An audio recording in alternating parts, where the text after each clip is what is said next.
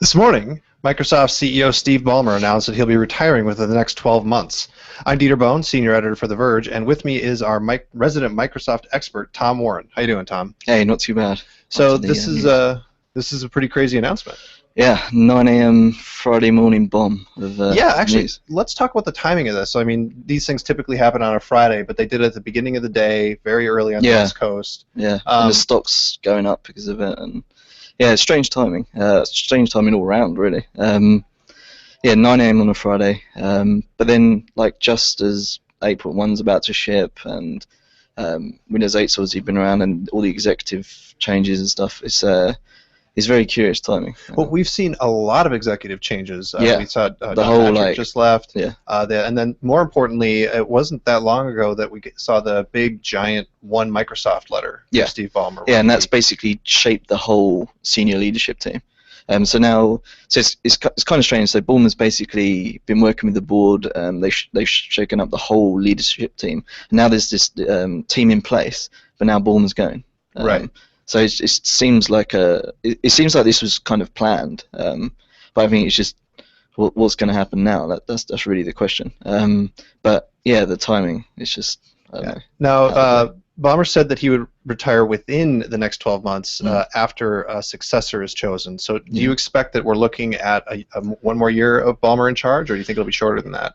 Yeah, I think it's going to be a while because I mean, if you look at the way that they've worded this, like within the 12 months, it seems as though they've potentially looked internally, and they've obviously done these senior leadership changes that we just talked about. But it seems strange that they wouldn't have identified someone out of that leadership to take over from Ballmer. Yeah, typically if somebody's leaving, you'd want to say this next person's coming in to establish continuity and make people feel comfortable and confident. Yeah. And obviously investors seem to be, at the moment, happy that Ballmer's going. Right, the stock is up. Yeah. So let's talk about that. I mean, has Ballmer not been a good CEO for Microsoft? I think he has for like on the numbers and the stats and all the financials. Then, if you look at it like based on that purely, then yeah, he's done what a CEO should do. There's been growth. It's been steady, but I think a lot of investors have always called for them to. That growth hasn't been in the particular areas that really hit the media, like all the consumer stuff. They've obviously struggled over the last sort of 5-6 years on the mobile side, and now they're struggling to really make an impact on the tablet side. And these are both key areas that are emerging to take over their like dominance in the PC. So basically, like Microsoft is doing fine quarter to quarter, but the big question has always been with Steve Ballmer in particular is, does he have a big vision that he can execute on that actually is going to work? They're not taking advantage of the particular growth that's out there at the moment. So obviously Android and iOS are dominating in mobile, and Windows Phone is still struggling there. And it's all because they were kind of, I think Ballmer was slow to react. Right. He laughed at the iPhone initially. He's laughed at Android, and it's just he's publicly he's said some silly things. When you look back now, it kind of looks a little crazy. But I think for the numbers and growing like their enterprise side, like they've done pretty well with Office and the server stuff. Right. Well, I mean, it's important to remember that like Microsoft doesn't have to be Apple. No, right? exactly. They can build their own kind of business, and Ballmer has built a certain kind of business. Yeah. But they're having problems. So you've mentioned Windows Phone a couple of times. Is that essential for Steve Ballmer and whoever is going to succeed him to finally like crack that and start gaining big market share, not the slow growth that they've had? I mean, I think it is. The problem they have at the moment is that the majority of those sales are on these low-end handsets, and if Apple goes into that sort of area soon, like it's rumored to be, it's going to get even more difficult to grow that market share. But I think that is a key.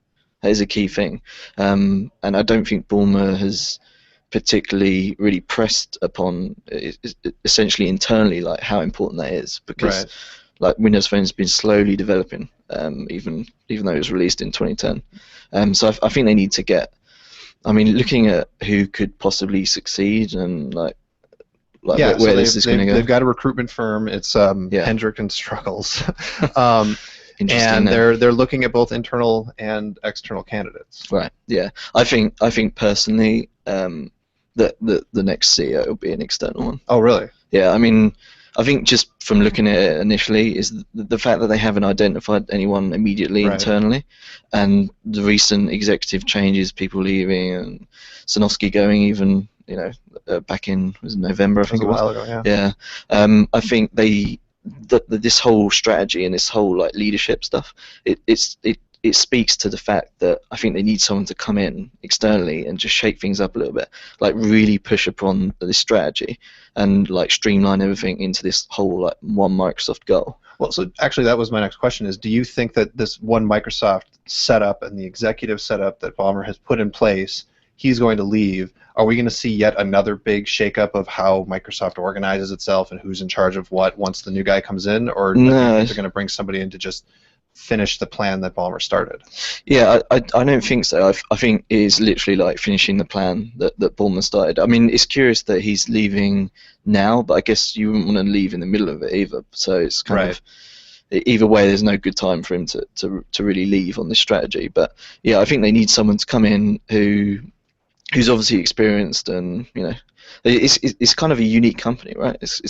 They have a lot of employees and they're in a lot of different markets. There's not many companies that do a similar thing to what Microsoft does. So it's a difficult role to fill, and a difficult one if you're an external candidate to really go for. I mean, it's going to be interesting, but I don't think it'll be someone internal. Okay. Well, we will keep an eye on that and all the rest of the developments in this story. Check out theverge.com, including Steve Ballmer's full retirement letter. Thanks, Tom, very much. Thank you. Thanks for watching, guys. Cheers.